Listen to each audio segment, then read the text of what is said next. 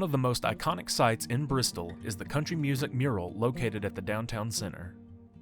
In 1986, Tim White painted this mural, which features some of the most important figures in all of country music. Over the years, Mother Nature took her toll on the mural, and in 1999, the mural was repainted by Tim White along with his son Murphy. Now, 21 years later, Tim White has once again repainted the mural and restored it to its former glory. And the process was a little different this time. The first thing I did different is I had a scissors lift. The very first time I did this in 1986, I was about 40 pounds lighter and about 35 years younger, and I did it off scaffolding. I guess the second thing I did, the wall needed sealing, so I put a sealer on it, and I thought that would do. This is probably my last time of doing this mural. It'll probably last another 15 or 20 years.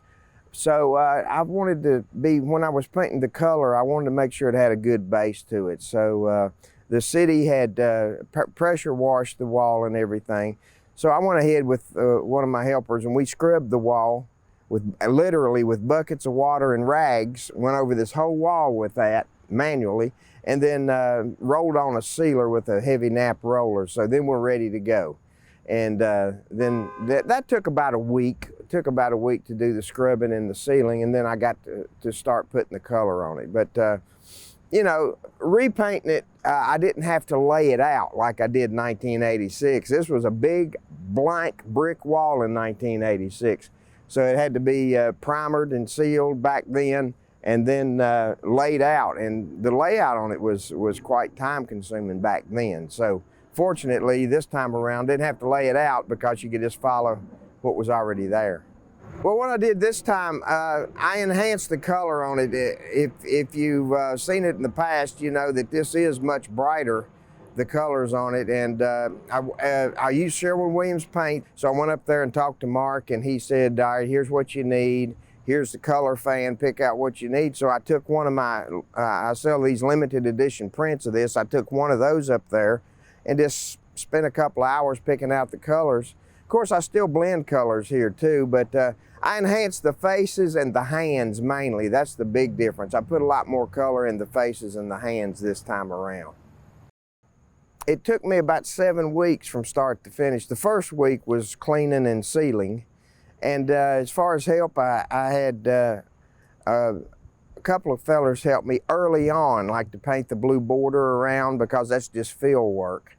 As far as the artwork and the blending and everything, I did that myself. But one of the things that was very special is my 15-year-old grandson from Roanoke, Virginia. His name's Drew. He helped me the first two and a half weeks on it. And if you see down in the corner, he signed next to mine and my son's. When I repainted this mural in 1999 the first time. See, I did it in 1986, repainted it in 99, and now repainted it this time. But the second time in 99, my son helped me. He was 17 at that time, 17 years old. So he signed it, and now third generation of someone in my family, I call us the three White boys. We signed it.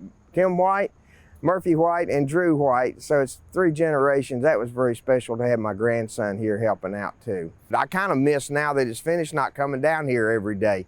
But part of what's fun to do is talking to the people that come by. You know, the farmers market's here on Wednesdays.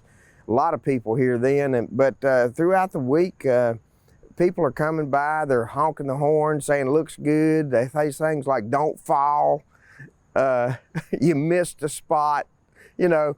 So all of those comments are fun. And then people stop by. I've had several journalists stop by, photographers, people on the street, just people, many people. I'm always amazed. Come by and say, I'm kin to A.P. Carter. A.P. must have really got around in his younger days, because there's so many people come by and say, we're kin to the Carter family. And then people want to talk about, you know, different characters. Some people know who they are, some people don't. So that's part of the great thing about this mural. It educates people, even some of our own here in Bristol. But this is very special to me, not only because of the artwork and I did it, but because what it represents.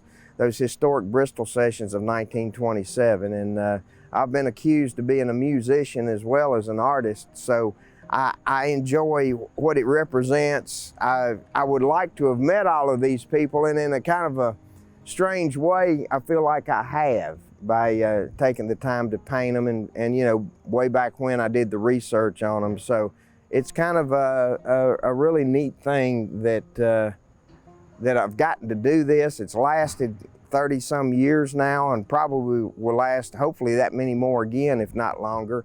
And it's just a great landmark for Bristol, you know. And I've been told many times that this mural helped lead to Washington, D.C. and Congress recognizing Bristol as the birthplace of country music.